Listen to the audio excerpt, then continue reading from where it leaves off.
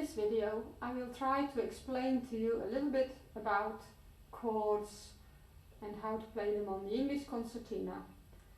I use the 48 key concertina, which is a standard for the English concertina, and I will also use the chords from the scale of G, so with one F sharp. As I have shown before in another film, the notes in the middle row are played with these two fingers, and they are divided over the right hand side and the left hand side, which means that for a normal chord the notes are on one side of the concertina. For example, the first chord on the scale of G, on the note G, is G, B, D, and they are on the right hand side when you use the lower notes. I press down G and D with one finger and B with the other finger. When I play the same chord an octave up, I play it on the left hand side, G, B, D, pressing down G, D with one finger and B with the other finger. In this case I'm going to use this chord, and I'm going to use the chord on the fourth note of the G scale, which is C, E, G. C, E, G on the left hand side, played C, G with one finger and E with the other finger.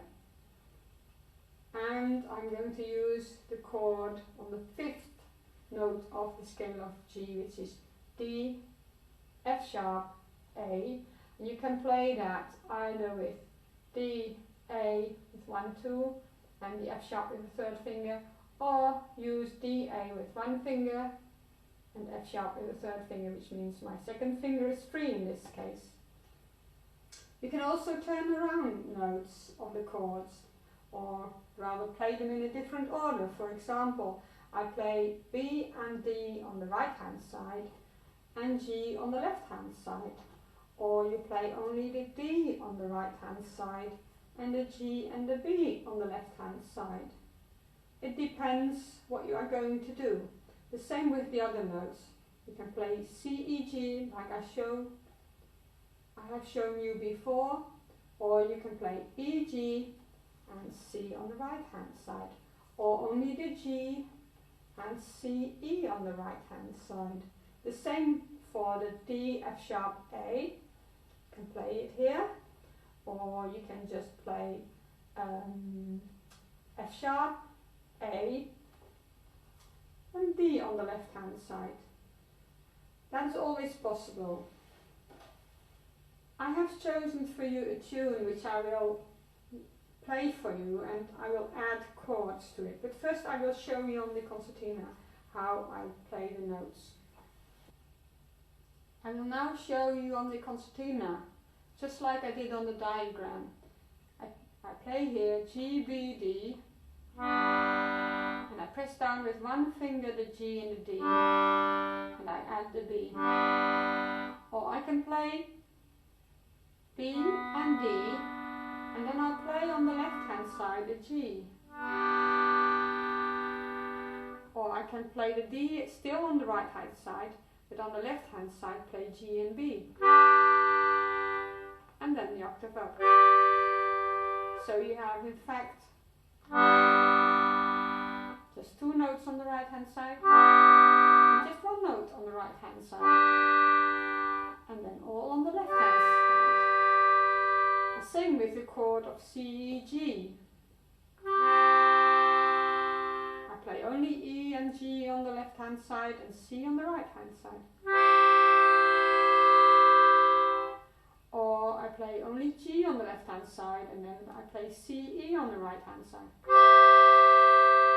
The same with the chord of D, A, F sharp, D, F sharp, A rather. F sharp, A on the right hand side and D on the left hand side. Or just the A on the right hand side, and D and F sharp on the left hand side. This is one way of practicing the chords and how to play the chords. Now in a tune, you can take the top note as the top note of the chord, and underneath just add the other notes of the chord. In this case I use only 3 notes of a chord. I don't use any 7th chords or whatever. I'm just explaining here triads. Anyway, the tune here sounds like this.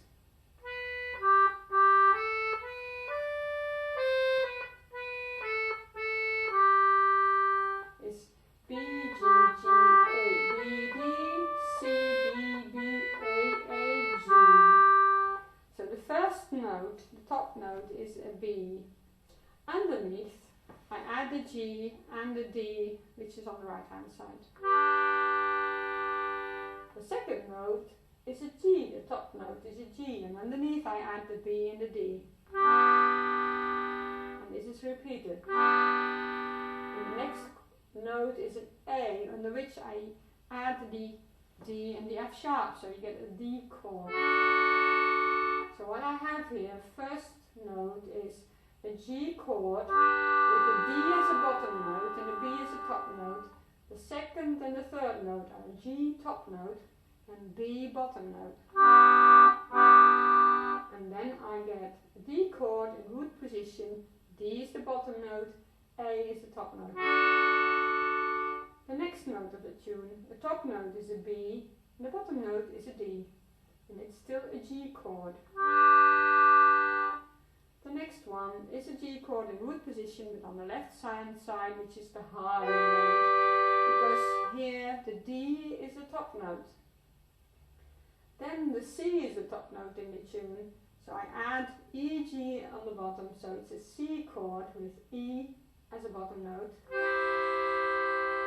Then I play again the B as top note, which means the D is the bottom note and the G is in the middle.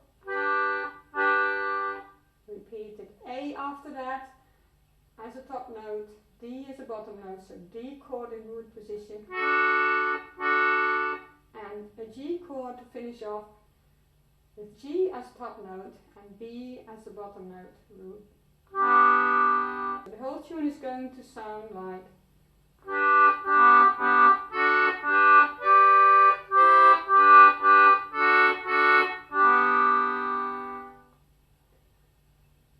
this is a little bit how it works with chords.